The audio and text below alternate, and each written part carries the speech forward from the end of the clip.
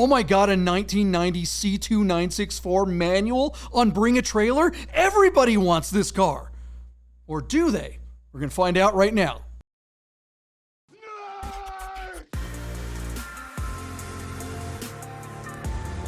Get those nerds! Yep, you guys know what that sound means. It means it's time for a brand new edition of the Bid Nerds, your daily nerd out on the most interesting car of the day from all the automotive enthusiast auction sites. My name is John Polnik, coming to you from the downtown Las Vegas Container Park here in downtown Las Vegas, along with my partner Michael Deeb in San Francisco in a yet-to-be-named studio. We are looking at you guys, the Nerd Herd, to help us with that. How are you, Michael Deeb? I'm good. Yeah, thanks. All right. Well, let's really elaborate on that. Glad to hear it. Didn't actually care. Neither does any of the audience because they're here to find out what the most interesting car of the day is.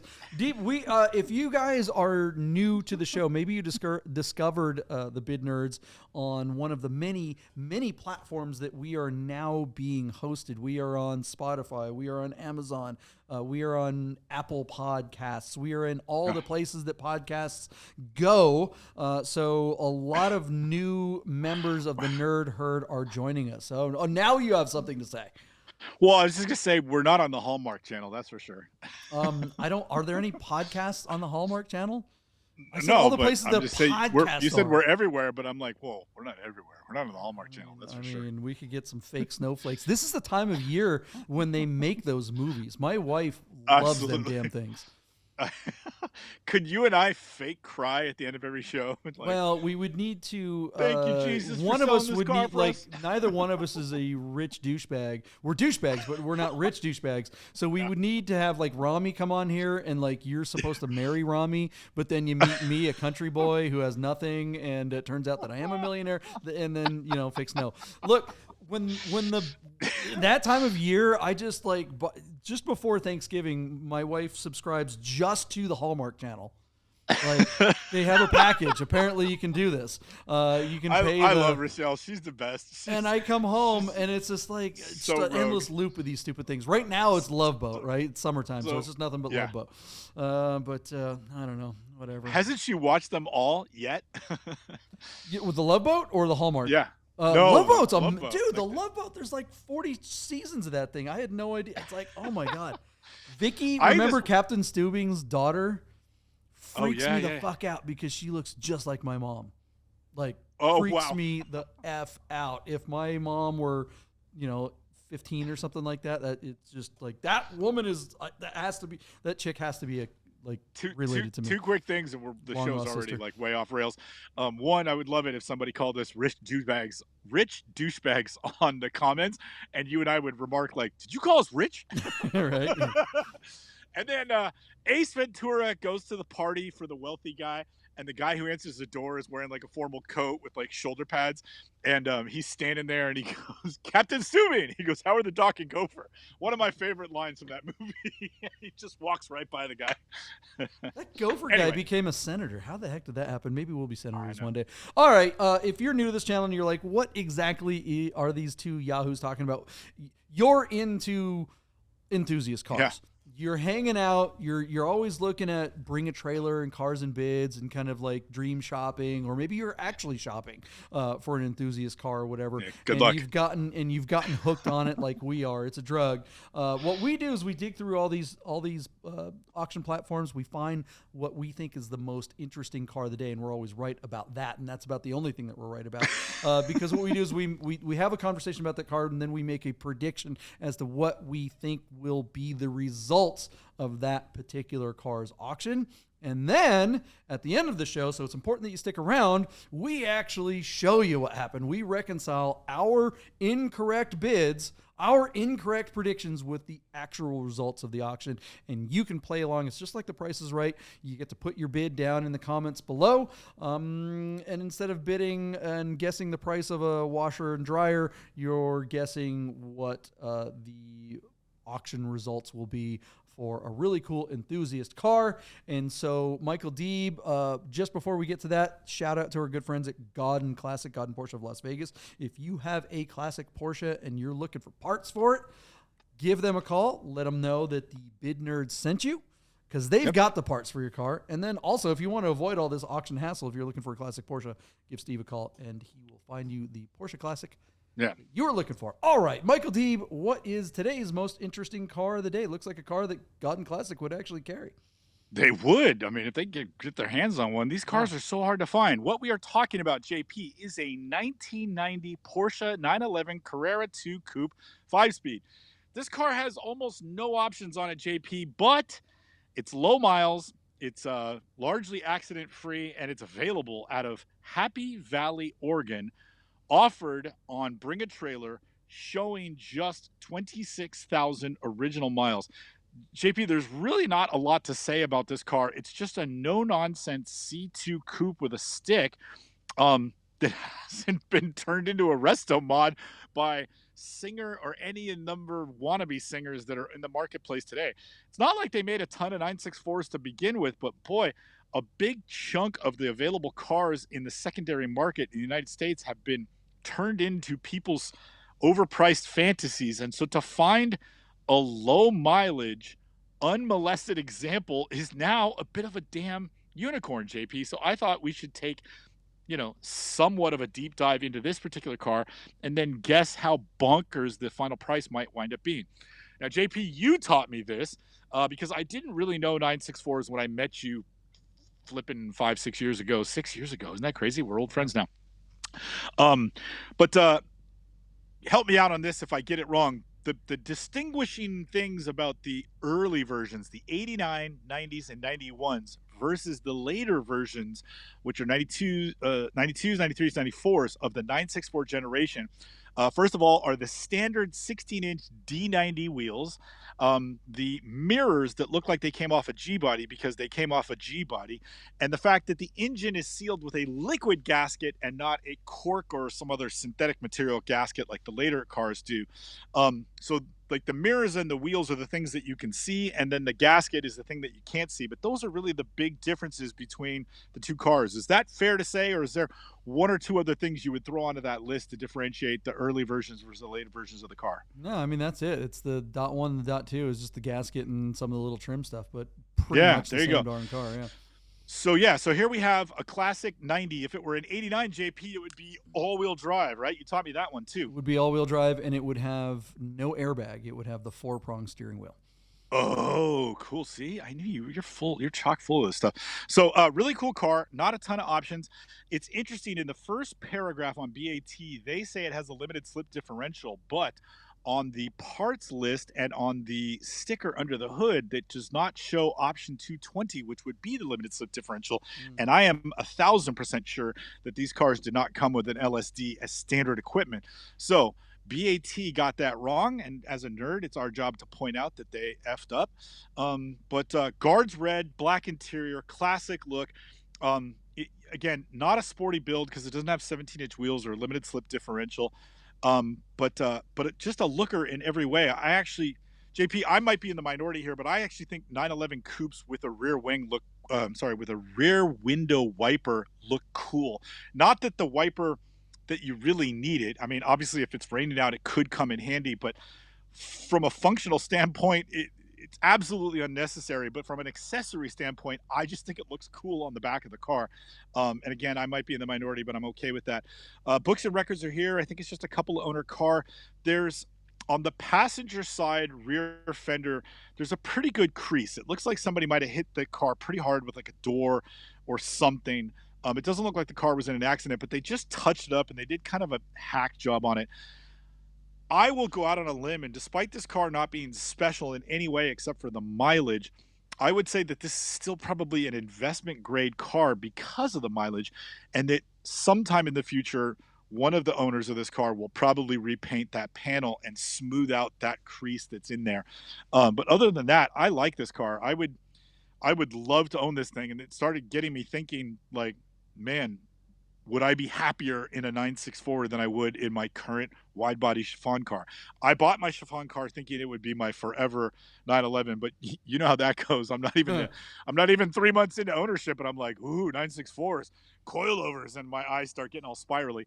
So JP, I send back to you this sort of basic bitch guards red C2 coupe and tell you, as before we even get into the numbers, I think this car could break the bank, just because, for all the reasons I previously stated. What do you like about it, and what don't you like about it? Take it away. Well, I'm totally with you that this car has a ton of potential, but as always, it's always in these little details. It's the red flags are rarely glaring, right? They're usually not like, oh, look at this thing's wrong, unless you're looking at a car in P-Car Market or something like that. They've got problems all the time. Yeah. So does the ad say that the LSD you were talking about was factory, or did they say it had an aftermarket LSD? Because it's possible that the car could have an aftermarket LSD, because looking at this sticker, you're absolutely right. There's no 220. So the second sentence of the listing says equipment includes 16-inch design 90 wheels, comma, a limited slip differential, comma, and it goes on and on, sunroof, cruise control, all the things that would be standard equipment. So they got it wrong. All those things that could be standard equipment, but it is possible that they could have an aftermarket, although usually BAT is good at distinguishing the difference. The thing that makes me tweak here is, have you ever seen a crooked build sheet sticker on the underside of the hood? God dang, that's a good question. I've never seen one, ever. Not as glaringly obvious as that one right there. And I can tell you this, John, and this is not a secret. Our favorite company, Carbone, they'll make you a sticker. If your sticker came off, or like the body shop had to repaint your car, Carbone will sort of, on the down low, print you a sticker with everything you want on it, and send it to you, and you could sort of reaffix the factory sticker, even though it's not factory and it's not technically authorized, but you could fake that sticker. But man, if you did that, you better put it on right. What the heck is wrong with whoever put that? Was the guy drinking some Spaten, some German beer, some Hefeweizen, and just like, let's put the sticker all sideways. Look, I mean, you look underneath the hood, I don't see any evidence of a front impact or any, weird welds or anything like that. So it just makes me go, what the hell? Did they look up the VIN number and say that it does have an LSD, but then, like you said, maybe it's a hood from a different car. Maybe the original hood got bent up or something. I don't know. No, I think so. Here's the thing, JP. I actually think, and I'm really going from memory here, and it's been a minute. I actually think that the cars are delivered, and at the port, these lot guys come down and they grab a thing of paper, and there's a bunch of stickers on the car, and they take one of those stickers and they put them with the books, and the dealership is supposed to take that sticker and actually fix it in your books. But the other one of that sticker that's an exact replica, I think, is done at the port, where a guy slaps it into the roof of the car. And my guess is that was just somebody's first sticker of the day, and they were just like, the coffee hadn't kicked in yet and they just missed it. I think it's a whiff, and I think it was done at the port. That certainly would not have left Germany like that, but I actually don't think the stickers go into the hoods in Germany. I think they go in either New Jersey or in Long Beach. So anyways, that's my take, but it's unsubstantiated. I'm really going from memory. I think that's how it goes. Well, and this is why BAT auctions, like, how many times have people asked you, like, why wouldn't you just go on eBay? Why this BAT thing, right? A lot of people just have no idea that what the difference is. And the specific difference between these enthusiast car auctions and something like BAT, where you can buy a car, and eBay, is that there are community comments, right? You can the community gets in and parses this car, for better or worse. You've had personal experience where they've just unnecessarily, been nitpicky, and it can be unbelievably annoying. This car, it's really weird to me, this whole thing. Like, would I really make a big deal about an option sticker being crooked? I would probably be willing to accept your take if the ad for the car didn't say that it had an option that it doesn't have. It's like unnecessarily screwing up this whole auction lot, to me, is now in question, because we have these two unbelievably contradictory and glaring issues. And it's odd to me that, just glancing at the comments, that no one has mentioned this yet. And that's early in the auction. But it's not early in the auction, JP. This car closes in 2 days. And I, as you were talking, I was going to say, isn't it amazing that with all the damn, Look, they're armchair dickheads. quarterbacks, They're yeah, dickheads armchair out there in the quarterbacks, community. yeah. They went Nobody has after your car for the stupidest ish, and it was everything. Like there were no discrepancies in your ad.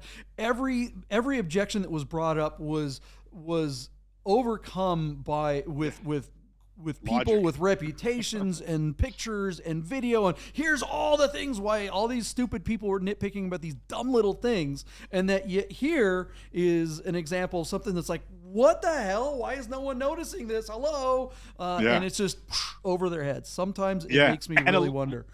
And the limited slip differential is like a $1,500 part, and it costs almost $1,500 to have it put in. I mean, it's like it's not like you're just adding a new lip spoiler. Like, it's an involved problem, and it's a big difference. A factory LSD is a fantastic, and it's all. I mean, dude, it's almost making this thing. I mean, this car is very similar to what an RSA, the American version of the 964 RS was. I mean, at the time, it's always we talk about this all the time when we talk about like the limited 964s.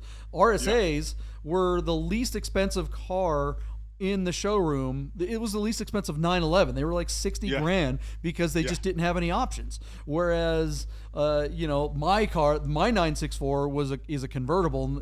I have a convertible 964 C4 all-wheel drive. That was the most expensive car, and now it's the least expensive version of the 964 you can get. Right? That's hilarious. Other than maybe it's Tiptronic. So it's funny how things change. But here it is. This car is very simple. I mean, it has the wing that goes up and down. Look, let's skip this weird discrepancy and just go to the car. Yeah. Beautiful car. The other things are those weird gashes on, like, that you mentioned on the fenders and stuff like this, just terribly repaired. Those things could be easily fixed with not a lot of money, and just now all of a sudden not a question. But anyways, this car does, other than these pretty big glaring issues, seem like an honest car. So if we could somehow get answers to these questions, then maybe we could move on and go, hey, this car really does have the potential to be something. Low mileage, basic bitch 964 is what most people want. Oh my God, totally. Yeah, I mean, geez, throw some coilovers on this thing, throw some cup ones, make it RW height, and now you have one of the best. The car, you're sitting there going, "Oh, do I really want my wide body?" If you had to pick one car, look, I own a 964 and I own, an 86, which is basically the same car you have. Looks completely different, of course, but essentially a a 915 transmission versus a G50 is a big difference. Power steering, no power steering, big difference. The drivability of a 964 in some place like San Francisco, having driven my backdated, lowered, slammed 86, it's not pleasant driving around through the city. Whereas a 964, no problem. I totally should have driven my 964 instead of my backdated car to Live to Call. So yeah, I if you were an idiot and said, all right, I'm getting rid of my 491 to get a clean 964, I'd be like, that actually makes sense if you're just going to do one car. All that said, what's it going to cost you if you wanted to do that? All right, JP. So our car is sitting at $51,500. And listen, 964 prices have gone crazy. If this car were a different shade of red, I would say it would bring $119,000. But I think the fact that it's guard red, and it's got that ding in the paint, which they really didn't address well, I think that's going to cost them about 10 grand. So I say $109,000. But look, if this car goes for 130, I also wouldn't be surprised. But I think $109,000 in today's market is a fair price for this car. The low miles, 26,000 miles, and the fact that it's up in Oregon, I think is going to help drive the sale. So I'm going to go $109,000 and send it back to you, JP. Where are you going to come in at? Yeah, I'm actually going to I'm just going to be, I was going to say 110. This isn't just a park $1,000 over yours. That was actually my number. I think this thing's going to easily beat $100,000 with the low miles, even with the weird questions, even with the couple of scrapes. I mean, anybody that's seriously considering this car is going to look at the miles and overall condition. The thing's in great condition other than those couple of scratches. Those couple of scratches could easily be taken care of with a few $1,000s worth of, paintwork from a specialist that knows how to deal with those things. You don't need to repaint this car. It's pretty much ready to go. Leave it as it is, and save it as a collector, or hopefully somebody buys this to drive it as a car that they know. We haven't gone through like how much maintenance this car has had, because a lot of times people are like, oh, low mileage cars, that's great. Well, those gaskets that, a lot of times those are problems. How many, does this car have any leaks? Does this car have the camshaft seals replaced? Blah, blah, blah. There's a lot of things that kind of are a problem when these cars have low miles and need that attention. So I don't think you're going to get away with not having to maintain it because it has low miles. I think in some respects you might, like our friend Brennan here in Las Vegas, he has a white on black and tan 964 that's immaculate, and he took it to our friends at Godden Classic and had it, refurbished, all the details done. That car has, I think, 100,000+ miles on it. But it's fresh, ready to go. I would feel totally comfortable getting into that car and driving it and probably not have to do anything to it for 50,000 miles. Whereas this car, you're going to have some heavy maintenance that are going to pop up with this few miles. Something's going to pop up sooner than later. These things need to be driven. So account for a good $20,000, $30,000 within the next 10,000 miles if you drive it regularly. Sign me up for those problems. I'm okay with that. Yeah. I mean, Yeah. Right. Yeah. So, but Brennan's asking 130. I don't know if he's going to get that for his car. I'd be kind of shocked if he does. Maybe how many if miles are on his? It's like 110 or something like that, or maybe it's 90. I don't know. I thought it was over 100,000 miles, but it's not low miles like this one. But I think if it were on BAT, it would easily bring over 100. I don't know if he's going to get 130 for it with that kind of miles. This car could easily get 130 if it didn't have those couple of things that were a problem. See, you say all these nice things, and now I'm regretting changing my $119,000 bid. But let's see what happens, JP. Yeah. All right. Well, let's find out right after this. Hey guys, I got to tell you about our friends Godden Porsche of Las Vegas and Godden Classic. If you're looking for a new Porsche or a classic, you've got to call our friend Steve at Godden. Save yourself the hassle of screwing around with all the auctions like we always talk about, and just talk to Steve. He'll find you the classic Porsche you're looking for.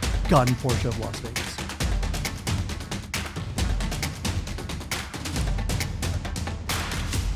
And welcome to the future. Check it out. We've got an expert in the house, a third nerd on the back half of this episode of Bid Nerds. Lucky Lopez is joining us from the Lucky Lopez YouTube channel. He's a big deal. Check out his channel. Everyone that's watching this is going, well, duh, check out his channel. We knew who he was. Saying to check out his channel, that's ridiculous. We already know who he is. He's a big deal. Lucky Lopez, what's up, dude? No, thank you so much for having me. I know we've had a blast, and I talk a lot on your channel, so I'm trying to keep it short, but I am super excited to see how bad I ruined these numbers for this next video. Don't keep it short. People come around, they're like, what? Oh, finally reason to watch the whole thing. So thanks for hanging out with us. All right, let's get to the results of this really, really pretty 1990 C2 Coupe. Deeb, can you give us a quick reminder of what this car was? I know if you're watching this show, you just saw this, 30 seconds ago, but since we have a guest in the house, let's give him some info so he can kind of throw his bid at us too. What we're looking at on Bring a Trailer is an unmodified, totally stock 1990 Porsche 911 Carrera two-wheel drive with a 5-speed manual. Our car is special because it's got 26,000 original miles, offered out of Happy Valley, Oregon.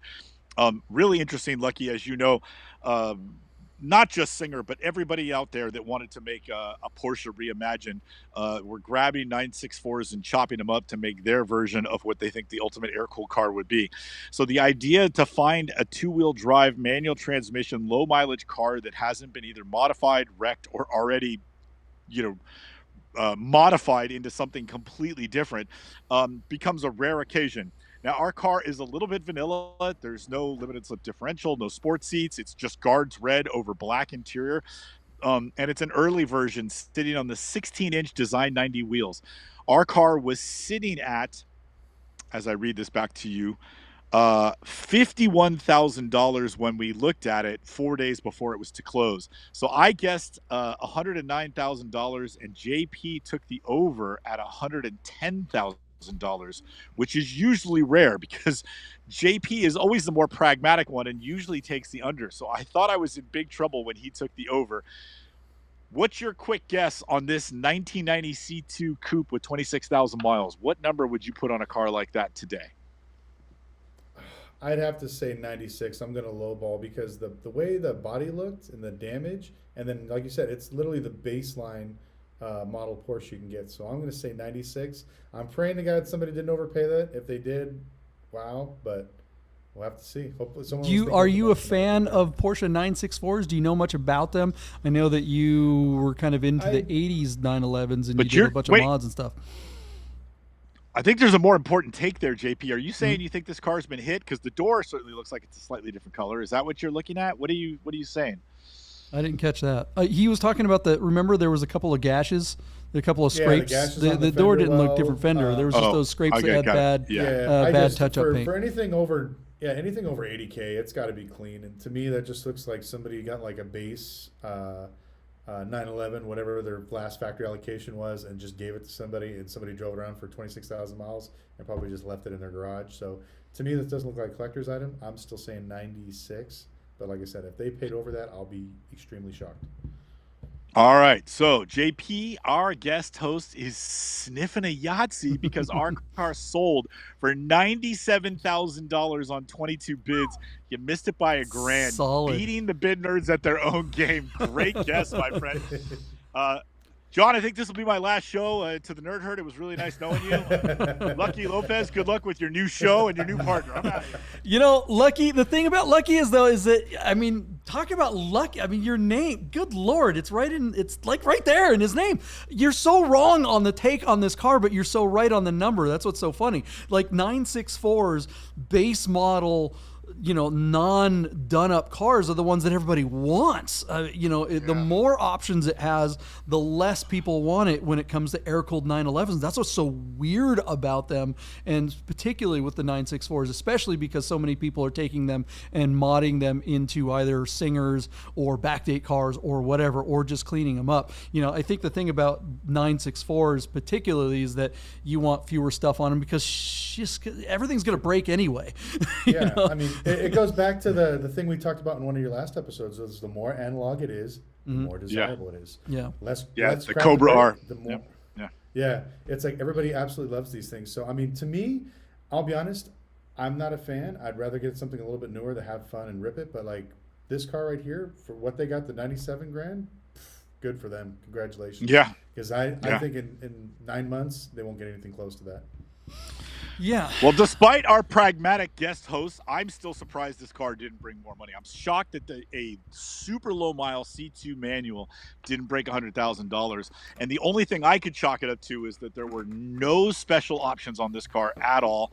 And it's the most probably vanilla guards red black interior car that they could produce. If this car, JP, were some weird shade of green or blue or whatever, or a gray, can you imagine if it was just a gray metallic? I think this car would have brought $25,000 more money than it did. What do you think about that? I think this car, look, I mean, we see 90,000 mile 964s in beautiful shape bring $120 and $130. I mean, that's still happening on the forums and on other places on the auctions.